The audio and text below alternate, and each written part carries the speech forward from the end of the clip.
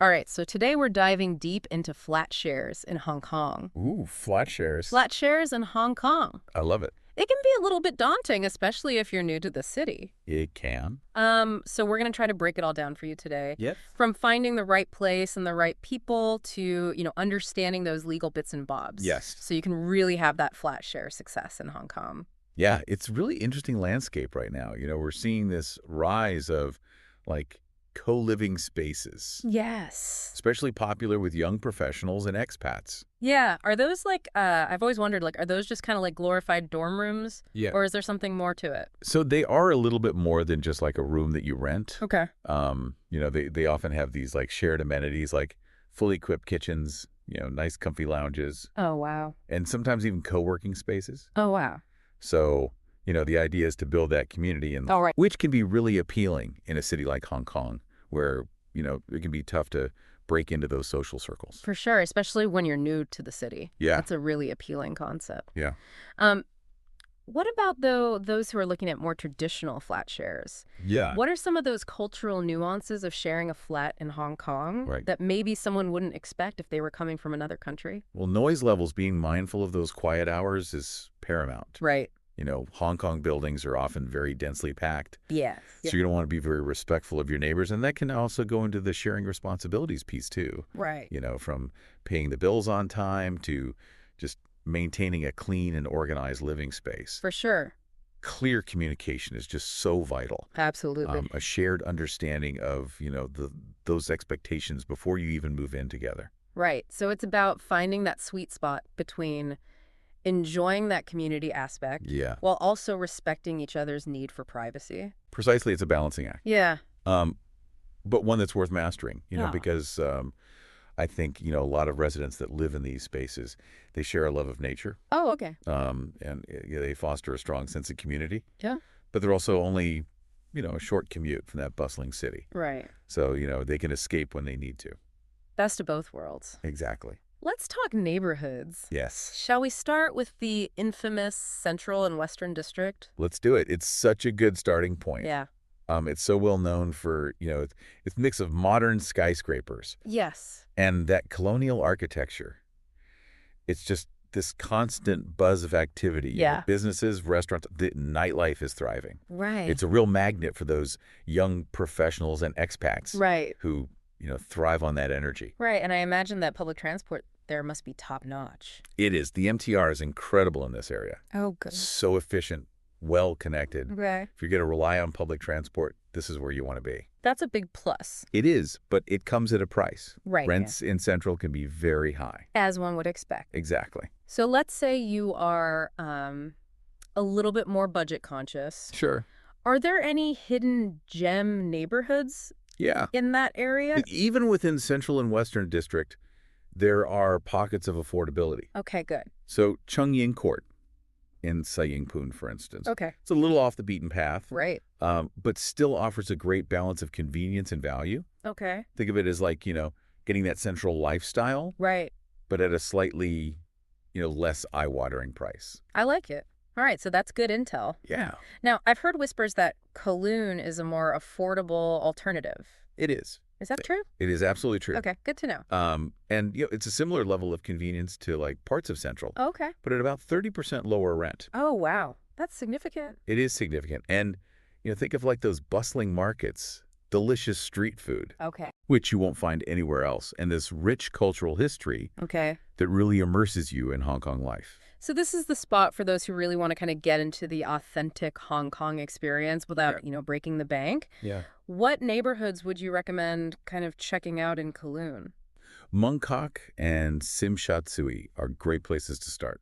Oh, yeah. They're brimming with energy shopping. Ah, yes. And, of course, that incredible street food. Right. It's a different vibe from the island side, Right. but it's just as exciting.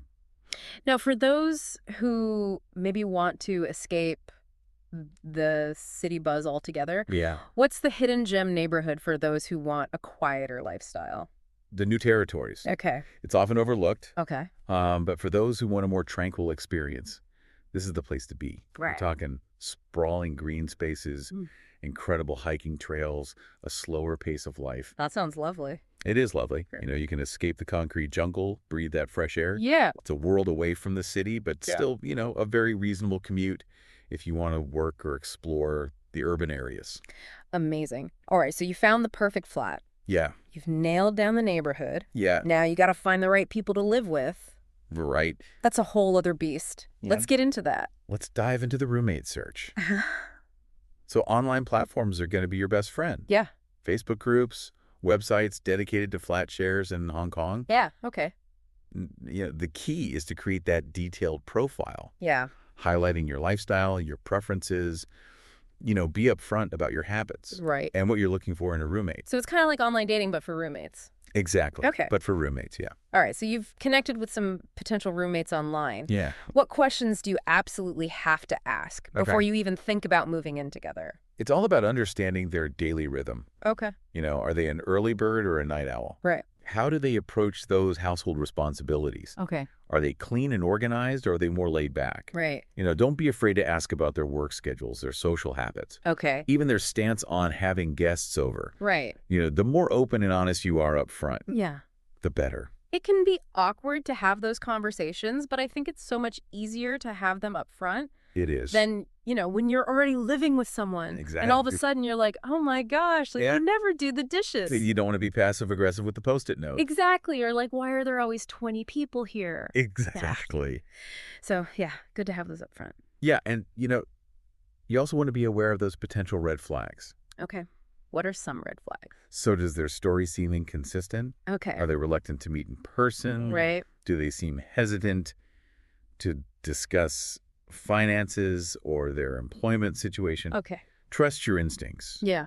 If something feels off, best to move on to the next candidate. Absolutely. Yeah. Speaking of things that stand out, did anything in the source material catch your eye when we were prepping? One that came to mind was this spacious 700 square foot flat in Kowloon. Okay. And it was specifically marketed toward students and expats. Okay. And it really emphasized this vibrant community atmosphere. Oh, nice. And the bonus of no agent fees. Oh, no agent fees. That's a big plus. A big plus in Hong Kong. Yeah. All right. Let's talk about the thing everyone wants to know about. Okay. Which is budget. Yes. Give me the nitty-gritty. What's the realistic range that someone should expect to pay for a flat share in Hong Kong?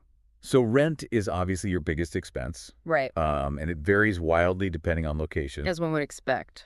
Exactly. Okay. So in Central, be prepared to shell out anywhere from 15,000 to 25,000 Hong Kong dollars per month. Okay. For a decent flat share. That is a chunk of change. It is. Yeah. It's all about trade-offs. Yeah. If you want that convenience and buzz of Central, Right. you're going to pay a premium. Yep. Now, Kowloon offers a more palatable option. Okay. So you can find comfortable flat shares there for around 10,000 to 18,000 Hong Kong dollars per month. Okay, so significant savings. Significant savings. Compared to Central, Yes. what about new territories? I'm guessing that's the most budget-friendly. You guessed it. Okay. The new territories offers the most breathing room for your budget. Okay. Flat shares there average between 7,000 and 12,000 Hong Kong dollars per month. Wow. Huge difference. Huge difference. So that's just rent, of course. That's just rent. What other expenses should people be thinking about? Utilities. Yes. Don't forget about utilities. Yeah, electricity, water, gas, Yes. all that good stuff. Especially during those Hong Kong summers. I imagine the air conditioning is essential. Essentially, yeah. Okay. And then you've got internet and cable, Right. often not included in the rent. Okay. So, you can easily add a few $100s to your monthly budget for those essential utilities. Right. And then transportation. Right. It depends where you live and work. Yeah. The MTR is efficient, Yeah. but those fares can add up They do. if you're commuting long distances. Any insider tips for saving money on those additional expenses? So flat share matching services can sometimes help you snag a better deal, Okay. or, connect you with roommates who are willing to split costs strategically. Okay. Don't be afraid to negotiate rent with landlords, Oh, good tip. especially if you're signing a longer lease. Right. And, think about going for an unfurnished flat. Okay. You'll need to invest in furniture eventually, Right. but it can significantly lower those upfront costs. Good to know. Oh. All right. Let's shift gears a little bit. Okay. Talk about the legal side of things. Yes. So, rental agreements in Hong Kong. What's the most crucial piece of advice? Read that contract very carefully. Okay. Pay very close attention to the break clause Yeah. and notice periods outlined in the contract. Okay. Why is that so important? These can be quite strict in Hong Kong, Okay. and you don't want to be caught off guard if your situation changes unexpectedly. That makes sense. What else should people be looking out for? Make sure you understand who is responsible for repairs and maintenance. Okay. Generally, the landlord is responsible unless you know the damage is your fault. Right. If there were any specific clauses about decorating or having pets, those should be crystal clear as well. So it's not just about understanding your rights as a tenant, Yeah. but also your responsibilities. Exactly. Okay, good to know. And, if you're not fluent in Chinese and the contract's not in English, Right. get a certified translation. Okay. It's a small investment that can save you a lot of potential headaches down the road. That's good advice.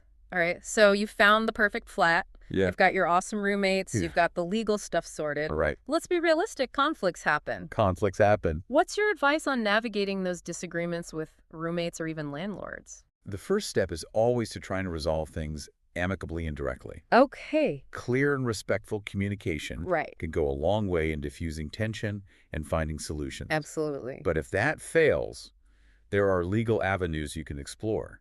Like what? So for minor disputes, the Small Claims Tribunal can be a helpful resource. Okay. They offer a relatively straightforward and cost-effective way to resolve disagreements without having to hire expensive lawyers. So it's all about keeping a cool head. Yeah. Communicating clearly. Yes. And knowing what resources are available if things escalate. Exactly. Remember, even in the best of situations, living with others requires patience, flexibility, and a willingness to compromise. Right. It's about finding a balance Yeah, that works for everyone involved. absolutely. Well said. All right, we're going to take a quick pause to gather our thoughts. Sounds good. And when we come back, we'll continue our deep dive into Flatshares in Hong Kong and explore how to make the most of your experience. So stay tuned. All right, so we're back and ready to talk about how to make your Flatshare not just livable, but enjoyable. Absolutely. We've covered the basics of finding the place Right, and the right people. right. But now let's talk about, creating that positive, harmonious Yeah. living environment. Yeah, it's about more than just splitting the rent and keeping the place tidy, right? Yeah. Yeah. It's about building that mini community within your flat. Exactly. What are some of those building blocks of like a positive dynamic in a flat share? So open and honest communication. Okay. That is key. Regular check-ins with your flatmates, Right. even just, casual chats about how things are going Yeah. can help prevent, small issues from snowballing into these like major blowups. Right. It's so much easier to address things early on It is. than to kind of let resentment simmer. Exactly. And don't underestimate the importance of setting clear boundaries Yeah. from the get-go. Yeah. What kind of boundaries? This could be about anything from personal space and noise levels Yeah. to guest etiquette and cleaning routines. Yeah. Having those conversations up front can save a lot of headaches. It's like creating this shared understanding of Yeah. what respect looks like in your specific flat share. Precisely. And then, we can't forget about the practical stuff. Yes. The dreaded chore chart. Ah, the chore chart. How do you make that less of a chore? It doesn't have to be a drag. Yeah. The key is fairness and transparency. Right. So sit down with your flatmates, Yeah. figure out, what needs to be done, Yeah. and divide those tasks in a way that feels equitable to everyone. Right. A rotating schedule can be really helpful. Yeah, I like the rotating schedule. Yeah, Takes the guesswork out of it. it does. What about beyond the practical stuff? Yeah. Like, are there ways to really foster that sense of community Yeah, beyond just like, you're my roommate and we split the rent? it's absolutely. Shared experiences, even small ones, can go a long way. Like what? So it could be something as simple as like, having a movie night or trying out a new restaurant together. Yeah. Or even just hanging out in the common area and, Yeah. chatting about your day. Right. It's those little moments that make Yeah. it feel more like a home. Exactly. I am a huge fan of an organized space. Oh, me too. So any tips for keeping those shared areas Yeah. clutter-free and functional? So a well-organized space can really do wonders for everyone's peace of mind. Okay. Start by designating specific areas Right. for each person's belongings Okay. in, common areas like the kitchen Yeah. and the bathroom. Okay. Labeling shelves and storage areas Okay. can also really help maintain order Right. and prevent, those where did my, whatever go moments. Right. No more passive-aggressive sticky notes Right. about who's hogging the fridge space. Yeah. What about decorating? Decorating. That seems like a potential minefield It can be. of clashing tastes. Yeah. How do you navigate that? You know, it can be, but it doesn't have to be. Okay. The key is that open communication Right. and a willingness to compromise. Right. Talk to your flatmates about their preferences, Yeah. try to find common ground. Yeah. Maybe it's a mix of styles, Right. or maybe you agree on, a neutral palette with pops of personality. Okay. I like that. The goal is to create a space that feels welcoming and reflects, that collective vibe. Yeah. Like a shared aesthetic. Exactly. Okay. So even with all the best intentions and the organized cupboards, Yeah. conflicts are bound to happen. They are. It's just part of shared living, right? It is, disagreements are inevitable Yeah. when you're living in close quarters with other people. Right. The key is how you handle those conflicts. Okay, so deep breaths, active listening. Deep breaths. What else? Remember that it's not about winning an argument, Right. but about finding a solution that works for everyone. So approach those disagreements with empathy Yeah. and a willingness to understand your flatmate's perspectives. Right. Avoid raising your voice Right. or resorting to accusatory language. Right. Keep those lines of communication open. Yes. Even when it's tough. And respectful. Yeah. And if you find yourself at an impasse, Yeah. don't hesitate to seek mediation Okay. from like a neutral third party. Right. So this could be a trusted friend Yeah. or even a professional mediator if the situation calls for it. Okay. Sometimes an outside perspective Yeah. can really help diffuse that tension Yeah. and, guide everyone toward a mutually agreeable resolution. Yeah. I think that's a good reminder. Yeah. We often think we have to handle these things ourselves, We do. but sometimes bringing in that outside perspective can make a huge difference. It can. And, remember, while sharing a living space has its challenges, Right. it can also be incredibly rewarding. Especially in a city like Hong Kong, where connecting with others can really enrich your experience. Absolutely. Yeah. You get to meet people from diverse backgrounds, Right. share those experiences, and perhaps even form lasting friendships. For sure. It's like, having this built-in support system Yeah. as you navigate life in this exciting and sometimes overwhelming city. I love that. So even with like the messy kitchens and the roommate squabbles, Yeah. the benefits really outweigh the challenges. They can, Yeah. so embrace that adventure with an open mind, a positive attitude, Okay. and a willingness to adapt and compromise. Right. And you might be surprised, how much you learn and grow from the experience. That's great advice. All right, we're going to take another quick pause and we'll be back in just a moment to wrap things up.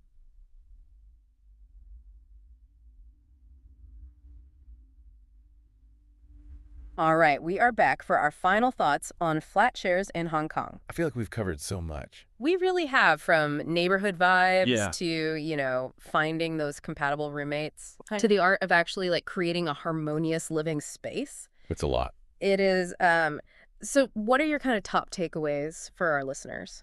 So I think first and foremost, it's crucial to like really embrace that unique flat share culture in Hong Kong. Right. Whether you opt for, a co-living space with that built-in community Right. or a more traditional flat share, Yeah. understanding those dynamics and expectations is really essential. And we can't forget about location. No, Whether it's the, buzz is central, the affordability of Palanun or that tranquility of the new territories. yeah, Each neighborhood has its own personality. it really does. Choosing the right location can make or break Yeah. your flat share experience. That's so true. And then, of course, there's the roommate search. Yes, the all-important roommate search. It's like finding your flat share soulmate. It is. Take your time. Yeah. Ask those crucial questions about lifestyle habits Right. and trust your instincts. Yes. A compatible roommate can make all the difference. Couldn't agree more. And once you've found your flat share dream team and you've settled into your new place, Yeah. just remember, open communication, Yes. mutual respect, Yes. like shared sense of responsibility. So important. Like those are the cornerstones Yeah. of a happy flat share experience. It's about creating a space where everyone feels, comfortable, heard, and respected. For sure. And let's not forget to have some fun along the way. Oh, yes, have fun. Embrace those opportunities to connect with your roommates. Yeah. Explore your neighborhood experience, all the amazing things that Hong Kong has to offer. So much to do. It really is. I love that it's not just about finding a place to sleep. Right. It's about creating like a home and a community, It is. even if it's temporary. Exactly. So before we say goodbye, I want to leave our listeners with a little something to ponder. Ooh, a parting thought. Yes, as you kind of embark on this Flatshare journey in Hong Kong, Yeah. ask yourself what aspects of shared living are most important to you. Is it that sense of community? Right. The convenience, the affordability, the opportunity to meet new people? So many good things. And how will you prioritize those aspects as you search for that perfect flat share arrangement? It's exciting. It is, because ultimately finding the right place and the right people can transform your flat share experience from simply sharing a space Yeah. to building like a vibrant and supportive community. Absolutely. So go forth, dear listener, and embrace the adventure of flat share living in Hong Kong. Yes. May your search be fruitful, your roommates compatible, and your shared home a place of joy, connection, and unforgettable memories. Well said. And remember, if you ever need a refresher on navigating this world, we're always here to guide you. Until next time, happy flat hunting.